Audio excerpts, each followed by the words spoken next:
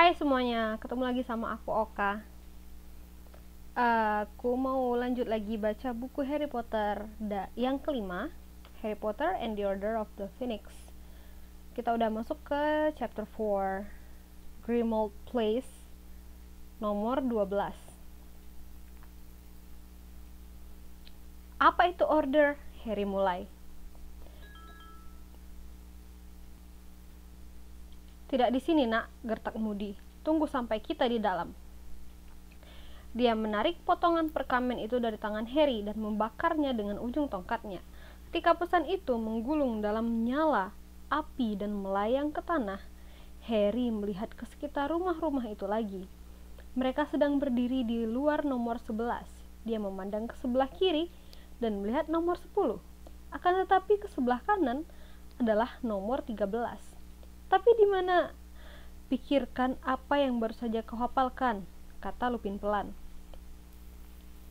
Harry berpikir, dan begitu dia mencapai bagian mengenai nomor 12, Grimmauld Place, sebuah pintu penuh luka, muncul entah dari mana di antara nomor 11 dan 13.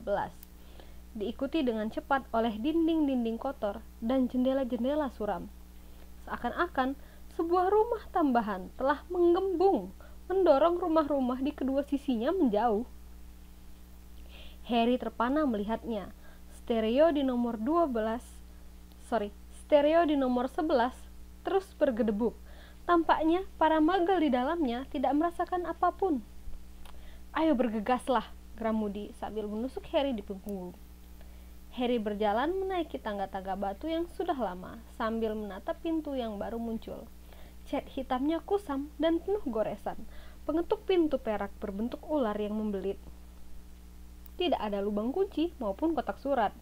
Lupin menarik keluar tongkatnya dan mengetuk pintu sekali.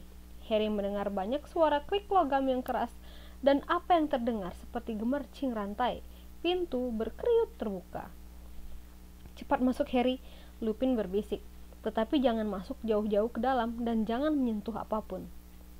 Harry melangkahi ambang pintu ke dalam aula yang hampir gelap total. Dia bisa mencium kelembapan, debu, dan bau pembusukan yang agak manis. Tempat itu punya rasa seperti sebuah bangunan yang ditinggalkan. Dia memandang melalui bahunya dan melihat yang lain masuk setelahnya, Lupin dan Tonks sambil membawa kopernya dan sangkar Hedwig. Moody sedang berdiri di anak tangga puncak sambil melepaskan bola-bola cahaya yang telah dicuri pemadam lampu dari lampu-lampu jalan. Mereka terbang kembali ke bola lampu mereka dan alun-alun itu berkilau sejenak dengan cahaya jingga sebelum Moody melompat ke dalam dan menutup pintu depan, sehingga kegelapan di aula itu menjadi lengkap. Di sini, dia mengetuk Harry dengan keras di kepala dengan tongkatnya. Harry merasa seakan-akan sesuatu yang panas menetes menuruni punggungnya kali ini dan tahu bahwa mantra penghilang ilusi itu pastilah telah terangkat. Sekarang jangan bergerak. Semuanya, sementara aku memberi kita sedikit cahaya di sini, Moody berbisik.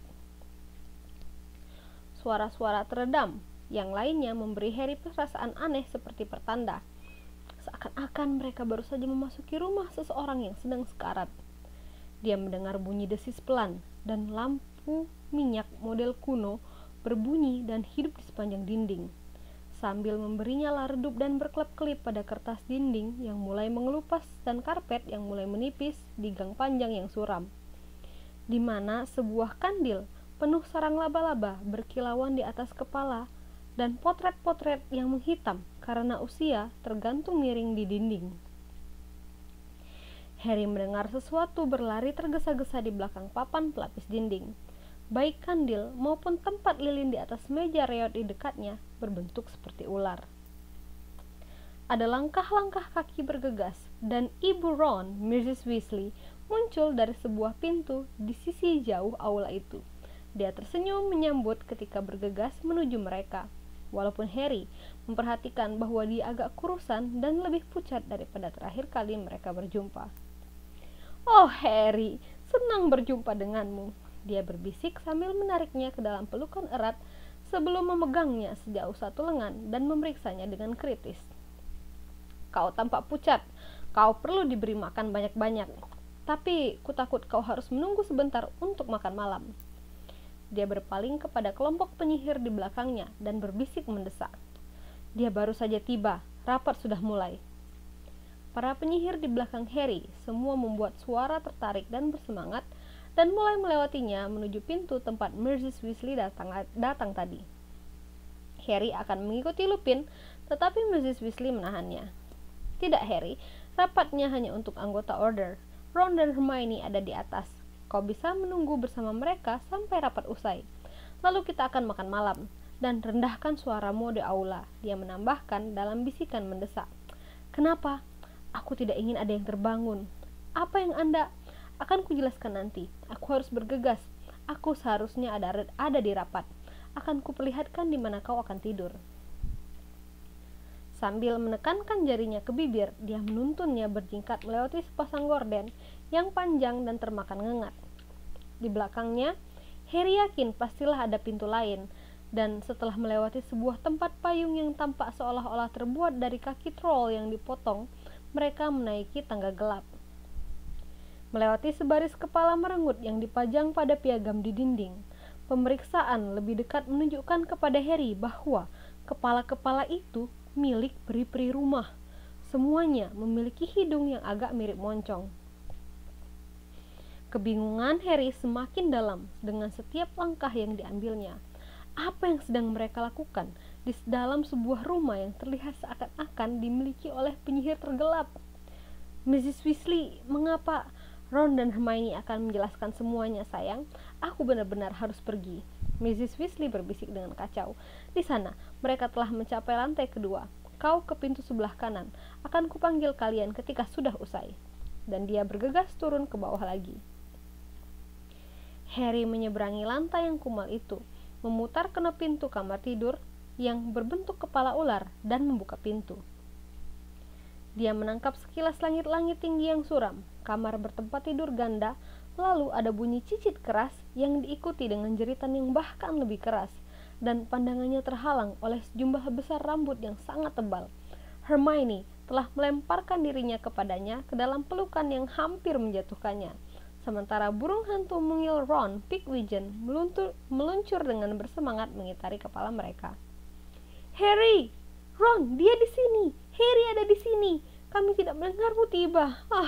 Bagaimana kabarmu? Apa kau baik-baik saja? Apa kau marah kepada kami? Ku yakin benar. Aku tahu surat-surat kami tidak berguna. Tapi kami tidak bisa memberitahumu apa-apa. Dumbledore menyuruh kami bersumpah kami tidak akan. Kami punya begitu banyak hal untuk diceritakan kepadamu. Dan kau punya hal-hal untuk diceritakan kepada kami. Para Dementor. Sewaktu kami dengar pendapat kementerian itu, benar-benar keterlaluan. Aku sudah memeriksanya. Mereka tidak bisa mengeluarkanmu. Mereka tidak bisa saja. Ada ketentuan dalam dekret pembatasan masuk akal bagi penggunaan sihir di bawah umur untuk penggunaan sihir dalam situasi yang mengancam nyawa. Biarkan dia bernafas, Hermione, kata Ron sambil menyeringai ketika dia menutup pintu di belakang Harry. Dia tampak telah tumbuh beberapa inci lagi selama 1 bulan mereka berpisah, membuatnya lebih tinggi dan tampak lebih menakutkan dari dulu, walaupun hidung panjang, rambut merah terang, dan bintik-bintiknya masih sama. Masih tersenyum, Hermione melepaskan Harry, tetapi sebelum dia bisa berkata lagi, ada suara kibasan lembut dan sesuatu yang putih membumbung dari puncak lemari gelap dan mendarat dengan lemah lembut di bahu Harry. Hedwig! Burung hantu seputih salju itu mengatupkan paruhnya dan menggigit telinganya dengan penuh sayang ketika Harry membelai bulunya. Dia dalam keadaan aneh, kata Ron, mematuk kami hingga setengah mati ketika dia membawakan suratmu yang terakhir. Lihat ini. Dia memperlihatkan kepada Harry jari telunjuk tangan kanannya yang memiliki luka potong hampir sembuh tapi jelas dalam. Iya, Harry berkata. Maaf tentang itu, tapi aku mau jawaban. Kalian tahu? Kami ingin memberimu jawaban, sobat, kata Ron. Hermione mulai melunak. Dia terus berkata kamu akan melakukan sesuatu yang bodoh kalau kamu terperangkap sendirian tanpa berita. Tapi Dumbledore menyuruh kami bersumpah tidak akan memberitahu aku, kata Harry. Ya, Hermione sudah bilang. Pijar hangat yang telah menyala di dalam dirinya ketika melihat dua orang sahabat terbaiknya padam ketika sesuatu sedingin es membanjiri dasar perutnya.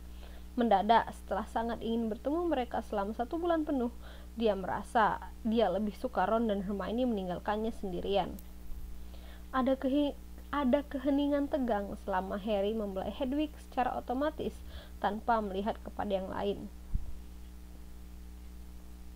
Dia tampaknya berpikir itu yang terbaik, kata Hermione agak terengah-engah. Dumbledore maksudku. Benar, kata Harry. Dia memperlihatkan bahwa tangannya juga memiliki tanda dari paruh Hedwig dan merasa bahwa dia sama sekali tidak menyesal.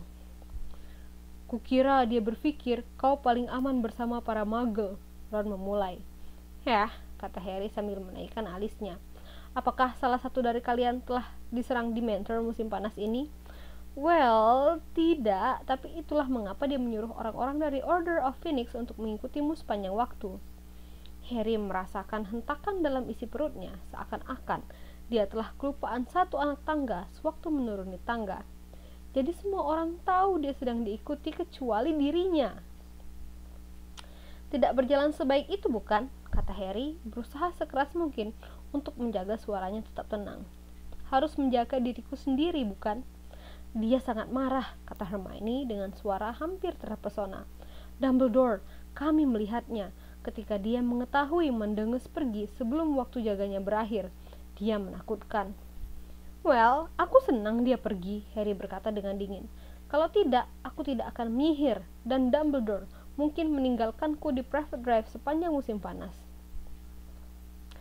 Tidakkah kau cemas akan dengar pendapat kementerian? Kata Hermione dengan pelan. Tidak, Harry berbohong dengan menantang. Dia berjalan menjauh dari mereka, sambil melihat sekeliling, dengan Hedwig yang puas di bahunya. Tapi kamar ini tidak tampak menaikkan semangatnya. Kamar itu lembab dan gelap. Bidang kanvas yang kosong adalah satu-satunya yang menghilangkan kekosongan dinding yang mulai mengelupas. Dan ketika Harry melewatinya, dia mengira dia mendengar seseorang yang sedang bersembunyi di luar pandangan terkikik. Jadi, mengapa Dumbledore sangat ingin membiarkanku dalam kegelapan? Harry bertanya, masih mencoba keras untuk menjaga suaranya tetap biasa. Apakah kalian repot-repot bertanya kepadanya? Dia melirik sekilas tepat waktu untuk melihat mereka saling memandang dengan tatapan yang memberitahu dia bahwa dia bertingkah laku persis seperti yang mereka takutkan. Itu tidak memiliki andil apapun dalam perbaikan suasana perasaan marahnya. Kami memberitahu Dumbledore bahwa kami ingin memberitahumu apa yang sedang terjadi, kata Ron. Benar, sobat, tapi dia sangat sibuk sekarang. Kami baru berjumpa dengannya 2 kali sejak kami datang ke sini, dan dia tidak punya banyak waktu. Dia hanya menyuruh kami bersumpah tidak akan memberitahumu hal-hal yang penting ketika kami menulis surat. Katanya burung hantu bisa dicegat. Dia masih bisa memberiku informasi kalau dia mau, kata Harry pendek. Kalian tidak akan memberitahuku bahwa dia tidak tahu cara-cara berkirim pesan tanpa burung hantu? Hermione melirik kepada Ron dan lalu berkata, kupikirkan itu juga, tapi dia tidak ingin kau tahu apapun. Mungkin dia mengira aku tidak bisa dipercaya, kata Harry sambil mengamati ekspresi mereka. Jangan tolol, kata Ron, terlihat sangat terganggu. Atau bahwa aku tidak bisa menjaga diri? Tentu saja dia tidak berpikir begitu, kata Hermione dengan cemas. Jadi, bagaimana bisa aku harus tinggal bersama keluarga Dursley, sementara kalian berdua bisa bergabung dengan semua yang sedang terjadi di sini? Kata Harry, kata-katanya berjatuhan dengan cepat. Suaranya semakin keras dan setiap kata. Bagaimana bisa kalian berdua boleh tahu semua yang sedang terjadi? Kami tidak begitu, Ron menyela. Mom tidak membiarkan kami dekat-dekat rapat. Dia bilang kami terlalu muda. Tapi sebelum dia menyadarinya, Harry telah berteriak. Jadi kalian tidak ikut rapat? Masalah besar. Kalian masih ada di sini, bukan? Aku terkurung bersama keluarga Dursley selama sebulan. Dan aku telah mengatasi lebih banyak hal dari yang pernah kalian berdua hadapi, dan Dumbledore tahu itu. Siapa yang menyelamatkan batu bertuah? Siapa yang mengenyahkan Riddle? Siapa yang menyelamatkan hidup kalian berdua dari Dementor? Setiap pikiran getir dan marah yang Harry miliki pada bulan lalu mengalir keluar dari dirinya. Rasa frustasinya karena kurangnya berita Rasa sakit bahwa mereka semua telah berkumpul tanpa dirinya, kemarahannya karena diikuti dan tidak diberitahu mengenai hal itu. Semua perasaan yang setengah malu dimilikinya akhirnya meledak lewat batasan. Hedwig takut akan keributan itu dan membumbung ke puncak lemari baju lagi. Pigwidgeon mencicit ketakutan dan meluncur lebih cepat dari sebelumnya di sekitar kepala mereka. Siapa yang harus melewati naga-naga dan sphinx dan semua benda mengerikan lain tahun lalu? Siapa yang menyaksikannya kembali? Siapa yang telah lolos darinya? Aku! Ron sedang berdiri di sana dengan mulut setengah terbuka, jelas terpana dan kehilangan kata-kata, sementara Hermione kelihatan akan menangis. Tapi kenapa aku harus tahu apa yang sedang terjadi? Kenapa harus ada seseorang yang repot-repot memberitahuku apa yang sedang berlangsung? Harry, kami ingin memberitahumu. Benar, Hermione mulai. Tidak mungkin, sangat ingin. Bukan begitu. Atau kalian akan mengirimku burung hantu, tapi Dumbledore menyuruh kalian bersumpah. Well, dia memang 4 minggu aku terkurung di private drive, memunguti koran dari tong sampah untuk mencoba mencari tahu apa yang sedang terjadi. Kami ingin. Kurasa kalian telah tertawa puas, bukan begitu? Semuanya berkumpul di sini bersama. Tidak, jujur saja. Harry, kami sangat menyesal, kata Hermione dengan putus asa. Matanya sekarang berkilat-kilat dengan air mata.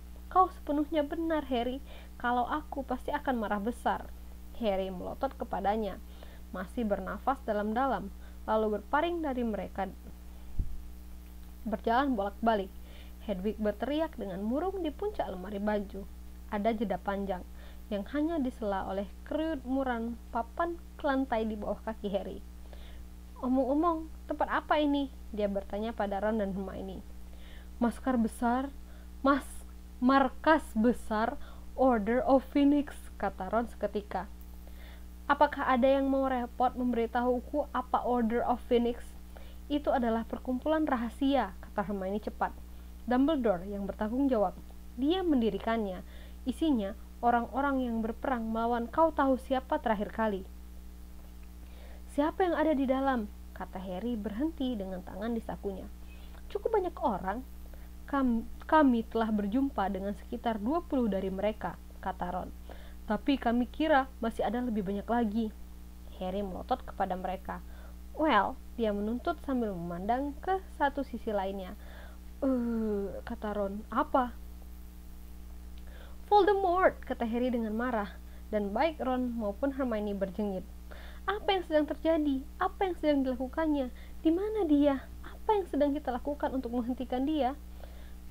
Kami sudah memberitahumu. Order tidak membolehkan kami dalam rapat-rapat mereka, kata Hermione dengan gugup.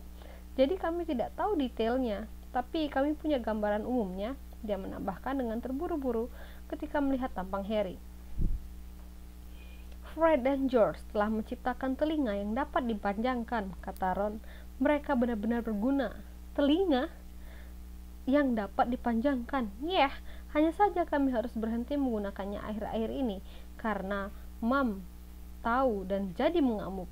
Tapi kami telah menggunakan mereka dengan baik sebelum Mam menyadari apa yang sedang terjadi. Kami tahu beberapa anggota Order sedang mengikuti para pelahap maut yang telah dikenali, mencari tahu kegiatan mereka, kau tahu? Beberapa dari mereka sedang bekerja merekrut lebih banyak orang ke dalam Order, kata Hermione. Dan beberapa dari mereka sedang menjaga sesuatu, kata Ron. Mereka selalu berbicara tentang tugas menjaga. Tidak mungkin aku kan, kata Harry dengan sarkastis. Oh iya, kata Ron dengan tampang mulai memahami. Harry mendengus. Dia berjalan mengelilingi kamar lagi, melihat ke semua arah kecuali pada Ron dan Hermione. Jadi, apa yang telah kalian berdua lakukan? Kalau kalian tidak diizinkan dalam rapat-rapat, dia menuntut. Kalian bilang kalian sibuk. Memang, kata Hermione dengan cepat. Kami sedang mencuci hamahkan rumah ini yang telah kosong selama bertahun-tahun dan berbagai hal telah berkembang biak di sini. Kami berhasil membersihkan dapur, kebanyakan kamar tidur, dan kukira kami akan mengerjakan ruang duduk dan 2 letusan keras. Fred dan George, kakak beradik kembar Ron, muncul dari udara kosong di tengah ruangan. Pigwidgeon bercicit lebih liar dari sebelumnya dan meluncur untuk bergabung dengan Hedwig di atas lemari baju. Berhenti melakukan itu, Hermione berkata dengan lemah kepada si kembar yang berambut merah terang seperti Ron, walaupun lebih berisi dan sedikit lebih pendek. Halo Harry, kata George sambil tersenyum kepadanya. Kami kira kami mendengar nada suaramu yang indah. Kau tidak mau membotolkan kemarahanmu seperti itu, Harry. Lepaskan semuanya, kata Fred juga sambil tersenyum. Mungkin ada beberapa orang sejauh 50 mil yang belum mendengarmu. Jadi kalian berdua lulus ujian apa sih kalian? Tanya Harry dengan galak. Dengan nilai cemerlang, kata Fred, yang sedang memegang sesuatu yang terlihat seperti sepotong benang berwarna daging yang amat panjang. Kalian cuma butuh sekitar 30 detik lebih lama untuk berjalan menuruni tangga, kata Ron. Waktu adalah galian, adik kecil, kata Fred. Lagi pula, Harry, kau menghalangi penerimaan telinga yang dapat dipanjangkan. Dia menambahkan sebagai tanggapan bagi alis Harry yang dinaikkan dan mengangkat benang yang sekarang Harry lihat sedang menjulur ke puncak tangga. Kami sedang mencoba mendengar apa yang sedang terjadi di bawah. Kalian harus berhati-hati, kata Ron sambil menatap telinga itu. Kalau mau melihat salah satu lagi, cukup berharga. Rapat yang sedang mereka adakan itu rapat penting, kata Fred. Pintu terbuka dan tampaklah rambut merah panjang. Oh, halo Harry, kata adik perempuan terkecil Ron, Ginny dengan cerah. Kukira aku mendengar suaramu. Sambil berpaling kepada Fred dan George, dia berkata, tidak bisa menggunakan telinga yang dapat dipanjangkan. Dia menempatkan mantra tidak tertembus pada pintu dapur. Bagaimana kau bisa tahu? Kata George terlihat kecewa. Tonks memberitahuku cara mengetahuinya, kata Ginny. Lempar saja benda ke pintu dan kalau tidak bisa membuat kontak, berarti pintu telah tak tembus. Aku telah melempari bom kotoran ke pintu itu dan dari atas tangga dan mereka cuma membumbung menjauhinya. Jadi tidak mungkin telinga yang dapat dipanjangkan bisa masuk lewat celah pintu. Fred mengeluarkan helaan nafas panjang. Sayang, aku benar-benar ingin tahu apa yang sedang dikerjakan si Snape tua. Snape, kata Harry dengan cepat. Dia di sini. Iya, kata George sambil menutup pintu dengan hati-hati dan duduk di atas salah satu ranjang. Fred dan Ginny mengikuti, memberi laporan rahasia top. Brengsek, kata Fred dengan malas. Dia ada di sisi kita sekarang, kata Hermione memarahi. Ron mendengus. Tidak menghentikannya jadi orang brengsek. Caranya memandang kita ketika dia bertemu kita. Bill juga tidak menyukainya, kata Ginny seakan-akan itu menyelesaikan masalahnya. Harry tidak yakin apakah amarahnya sudah mereda, tapi rasa hausnya akan informasi sekarang menguasai desakan untuk tetap berteriak. Dia terbenam ke atas ranjang, di seberang yang lainnya. Apakah Bill ada di sini? Dia bertanya. Kupikir dia sedang bekerja di Mesir. Dia melamar pekerjaan di belakang meja, sehingga dia bisa pulang ke rumah dan bekerja bagi order, kata Fred. Dia bilang dia sangat merindukan makam-makam, tapi dia tersenyum menyeringai. Ada kompensasi.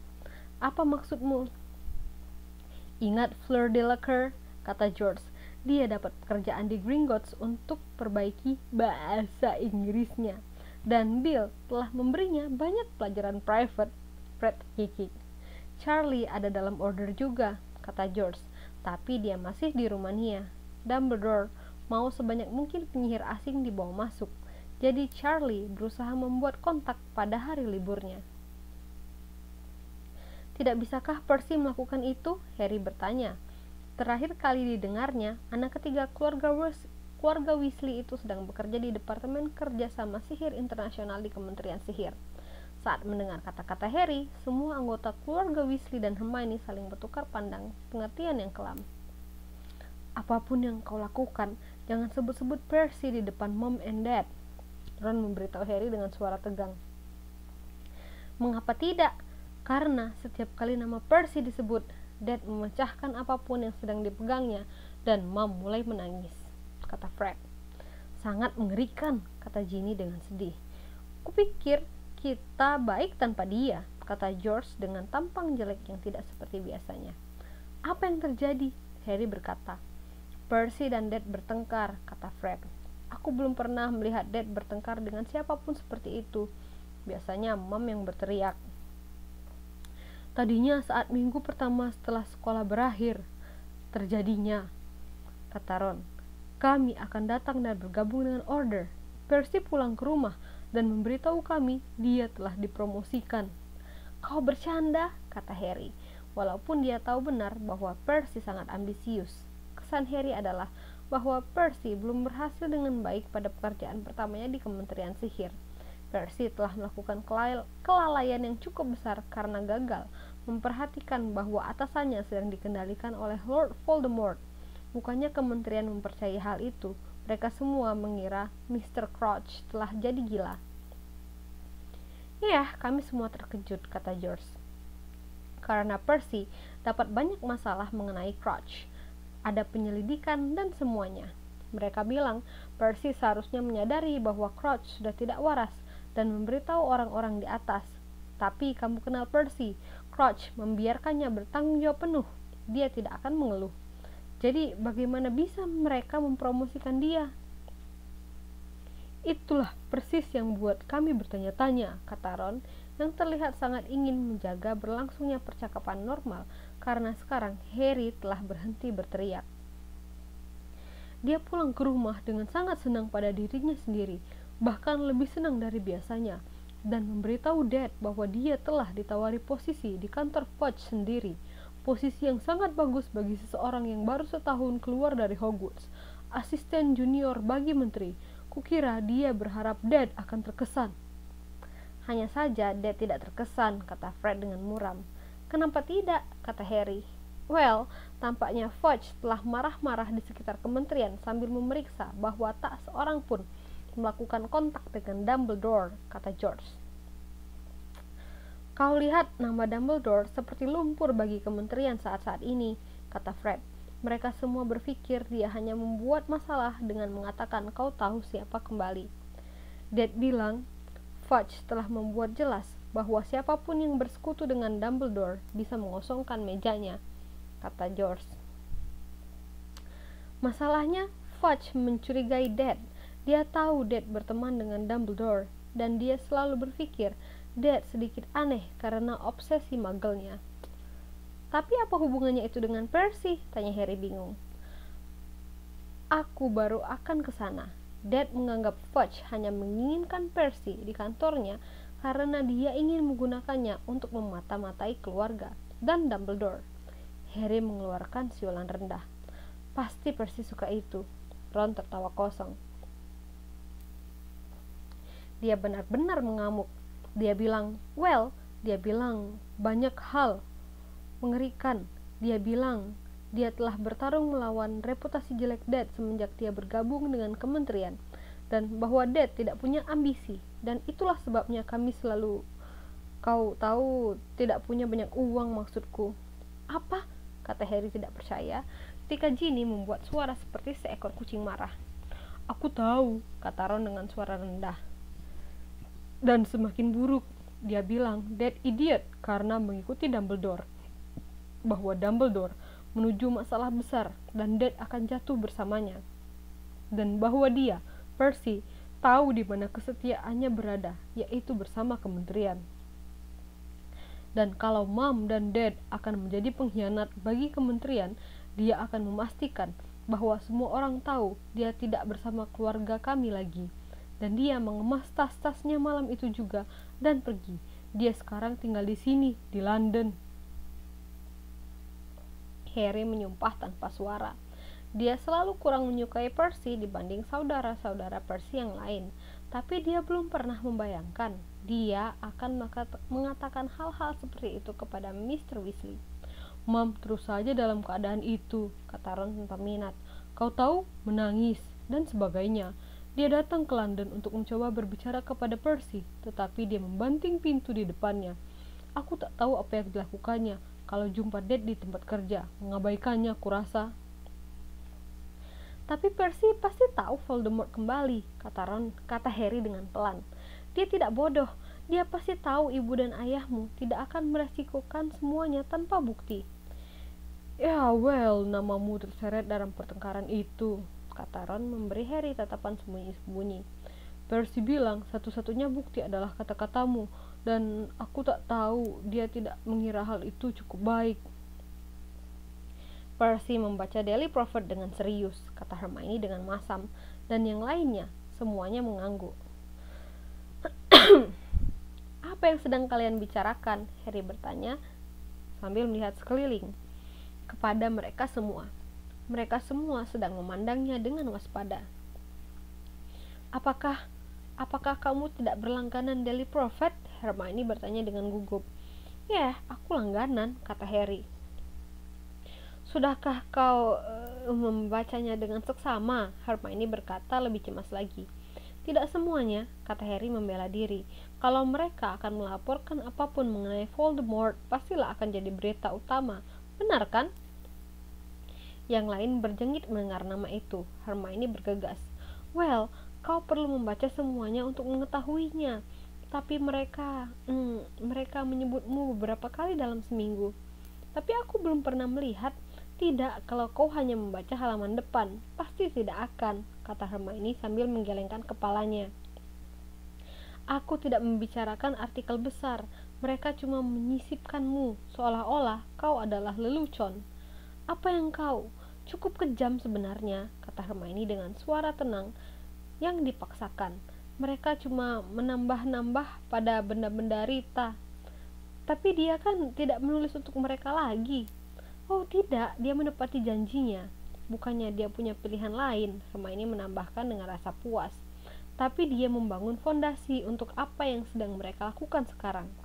Apa itu? Kata Harry dengan tidak sabar. Oke, kau tahu dia menulis bahwa kau pingsan di semua tempat dan berkata bahwa bekas lukamu sakit dan semua itu? Iya, kata Harry, dan yang tidak cepat melupakan cerita-cerita Rita sekitar mengenai dirinya. Well, mereka menulis mengenaimu seakan-akan kau itu penipu yang mencari perhatian, yang mengira dirinya seorang pahlawan tragis atau apapun, kata Hermione. Sangat cepat, seolah-olah akan kurang tidak menyenangkan bagi Harry untuk mendengar fakta-fakta ini dengan cepat. Mereka terus menyelipkan komentar-komentar menyindir mengenaimu. Kalau muncul cerita yang dibuat-buat, mereka berkata sesuatu seperti sebuah kisah yang pantas bagi Harry Potter. Dan kalau ada yang mendapat kecelakaan aneh atau apapun, mari berharap dia tidak punya bekas luka di dahinya, atau kita akan diminta memuja dia berikutnya. Aku tidak mau siapapun memuja, Harry mulai dengan marah. Aku tahu kau tidak mau, kata Hermione dengan cepat terlihat takut. Aku tahu, Harry, tapi kau lihat apa yang sedang mereka lakukan. Mereka ingin mengubahmu menjadi seseorang yang tidak akan dipercayai siapapun. Fudge ada di belakangnya. Aku akan bertaruh apapun. Mereka mau para penyihir di jalan-jalan mengira kau hanya anak bodoh yang agak mirip lelucon, yang menceritakan cerita-cerita bohong yang menggelikan karena dia sedang jadi terkenal dan ingin terus terkenal. Aku tidak mau Voldemort membunuh orang tuaku, Harry merepet. Aku jadi terkenal karena dia membunuh keluargaku, tapi tidak bisa membunuhku. Siapa yang mau jadi terkenal karena itu? Tidakkah mereka berpikir aku lebih suka itu tidak pernah? Kami tahu, Harry, kata Ginny dengan bersungguh-sungguh. Dan tentu saja mereka tidak melaporkan sepatah kata pun mengenai Dementor yang menyerangmu, kata Hermione. Seseorang menyuruh mereka mendiamkannya.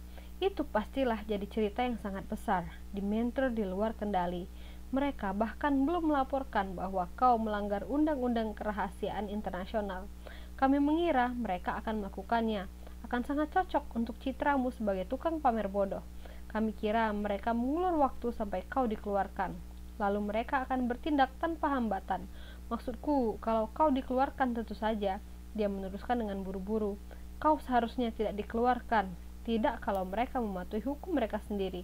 Tidak ada kasus melawanmu. Mereka kembali kedengar pendapat itu dan Harry tidak ingin memikirkan itu. Dia memandang sekitarnya untuk perubahan topik yang lain, tapi diselamatkan dari perlunya menemukan topik baru oleh suara langkah-langkah kaki yang menaiki tangga. Oh. Fred menarik kuat-kuat telinga yang dapat dipanjangkan. Ada letusan keras lain dan dia dan George menghilang. Beberapa detik kemudian, Mrs. Weasley muncul di ambang kamar pintu. Rapat udah usai. Kalian bisa turun dan makan malam sekarang. Semua orang sangat ingin bertemu denganmu, Harry. Dan siapa yang meninggalkan semua bom kotoran di luar pintu dapur? Crookshanks, kata Ginny tanpa merona. Dia sangat suka bermain dengan mereka. Ah, kata Mrs. Weasley. Kukira mungkin Creature. Dia terus melakukan hal-hal aneh seperti itu. Sekarang jangan lupa menjaga suara kalian tetap rendah di aula. Ginny, tanganmu kotor. Apa yang telah kau lakukan? Tolong pergi dan cuci mereka sebelum makan. Ginny meringis kepada yang lain, lalu mengikuti ibunya keluar dari kamar itu, meninggalkan Harry sendiri dengan Ron dan Hermione. Keduanya sedang mengawasinya dengan gelisah, seakan-akan mereka takut dia akan mulai berteriak lagi, karena sekarang semua orang sudah pergi. Melihat mereka tampak begitu gugup membuatnya sedikit malu. Dengar, dia bergumam, tapi Ron menggelengkan kepalanya dan Hermione berkata dengan pelan, Kami tahu kau marah, Harry, kami benar-benar tidak menyalahkanmu, tapi kau harus mengerti, kami memang mencoba memujuk Dumbledore. Iya, aku tahu, kata Harry pendek. Dia memandang berkeliling mencari topik yang tidak melibatkan kepala sekolahnya, karena memikirkan Dumbledore saja membuat tubuh bagian dalam Harry terbakar oleh amarah lagi. Siapa Creature? Dia bertanya. Peri rumah yang tinggal di sini, kata Ron. Sinting, belum pernah jumpa yang seperti dia. Hermione merengut kepada Ron. Dia tidak sinting, Ron. Ambisi hidupnya adalah supaya kepalanya dipotong dan dipajang di sebuah piagam seperti ibunya, kata Ron dengan jengkel. Apakah itu normal, Hermione? Well, kalau dia sedikit aneh, itu bukan salahnya. Ron menjulurkan matanya kepada Harry. Hermione masih belum menyerah tentang Spew. Itu bukan Spew, kata Hermione panas. Itu perkumpulan untuk mempromosikan kesejahteraan peri rumah, dan bukan cuma aku. Dumbledore juga bilang kita harus baik kepada Creature. Yeah, kata Ron. Ayo, aku lapar belat. Dia memimpin jalan keluar pintu dan ke puncak tangga, tetapi sebelum mereka bisa menuruni tangga, tunggu dulu. Ron bernafas sambil merentangkan sebuah lengan untuk menghentikan Harry dan Hermione berjalan lebih jauh. Mereka masih di aula. Kukira mungkin kita bisa mendengar sesuatu. Ketiganya melihat dengan waspada melewati pegangan tangga. Gang suram di bawah dipenuhi oleh penyihir wanita dan pria, termasuk semua pengawal Harry. Mereka sedang berbisik-bisik dengan semangat satu sama lain. Di bagian paling tengah dari kelompok itu, Harry melihat kepala berambut hitam berminyak dan hidung menonjol mirip guru yang paling tidak disukainya di Hogwarts, Profesor Snape. Harry mencondongkan badan lebih jauh melewati pegangan tangga. Dia sangat tertarik apa yang sedang Snape lakukan di Order of Phoenix. Sepotong benang tipis berwarna daging turun di depan mata Harry ketika memandang ke atas. Dia melihat Fred George di puncak tangga di atasnya dengan waspada, menurunkan telinga yang dapat dipanjangkan menuju kumpulan gelap orang-orang di bawah. Akan tetapi sejenak kemudian, mereka semua mulai bergerak menuju pintu depan dan menghilang dari pandangan. Sial, Harry mendengar Fred berbisik selagi dia menaikkan telinga yang dapat dipanjangkan ke atas lagi. Mereka mendengar pintu yang terbuka, lalu menutup. Snape tidak pernah makan di sini. Ron memberitahu Harry pelan. Syukurlah, ayo. Dan jangan lupa jaga suaramu tetap rendah di aula, Harry. Hermione berbisik. Ketika mereka melewati barisan kepala peri rumah di dinding, mereka melihat Lupin, Mrs. Weasley, dan Tonks di depan pintu, sedang mengunci banyak kunci dan gemboknya dengan sihir di belakang orang-orang yang baru saja pergi. Kita makan di dapur, Mrs. Weasley berbisik sambil menyambut mereka di bawah tangga. Harry sayang, kau bisa berjingkat menyeberangi aula melalui pintu itu di sini. Crash! Tonks teriak. Tonks! Teriak Mrs. Weasley dengan putus asa sambil berbalik untuk melihat ke belakangnya. Maafkan aku, tetap Tonks yang sedang berbaring rata di lantai. Gara-gara tempat payung bodoh itu, kedua kalinya aku tersandung. Tapi kata-katanya yang lain ditenggelamkan oleh sebuah pekikan mengerikan yang memekakkan telinga dan membekukan darah.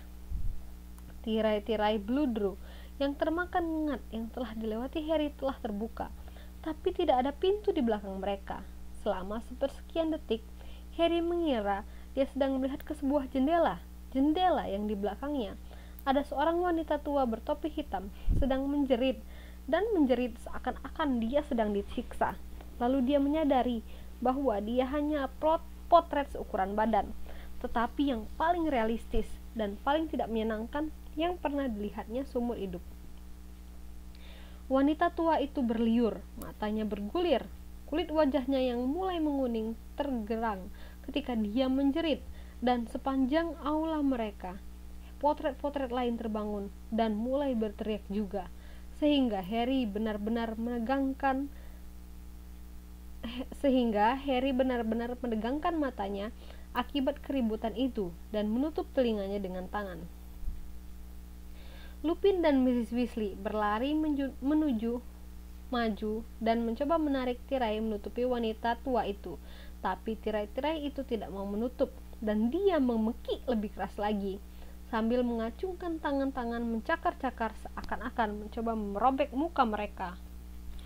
Kotoran, sampah, hasil sampingan debu dan kejelekan, keturunan campuran, mutan, orang aneh, pergi dari tempat ini. Berani-beraninya kalian mengotori rumah leluhurku. Tonks meminta maaf terus-menerus sambil menyeret kaki troll yang besar dan berat itu kembali ke lantai.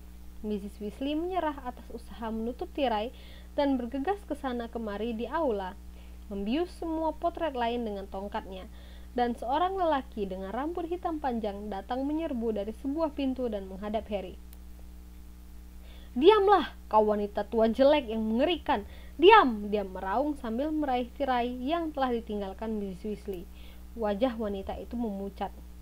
"Kau!" Dia melolong, matanya melotot ketika melihat lelaki itu. "Pengkhianat keluarga yang paling dibenci, darah dagingku yang membuat malu. Kubilang diam!" raung lelaki itu, dan dengan usaha menakjubkan, dia dan Lupin berhasil memaksa tirai itu tertutup lagi. Pekikan wanita tua itu menghilang dan timbul keheningan yang menggema. Sambil sedikit terengah-engah dan mengusapkan rambut gelap panjangnya keluar dari mata, ayah angkat Harry, Sirius, berpaling menatapnya. "Halo Harry," dia berkata dengan muram. "Kulihat kau sudah bertemu ibuku." And that's the end of chapter 4. Chapter 4. Yay. Oke, wow, satu lagi selesai. Kalau aku perhatiin sampai sampai chapter keempat ini kayaknya panjang-panjang ya. Durasinya sampai di atas 40 menit semua. Semoga kalian gak bosen dan terus kasih semangat ke aku buat upload ya. Makasih banyak buat yang udah komen, aku bacain semua dan bikin aku terus baca nih berkat kalian. Oke, see you di next video. Bye.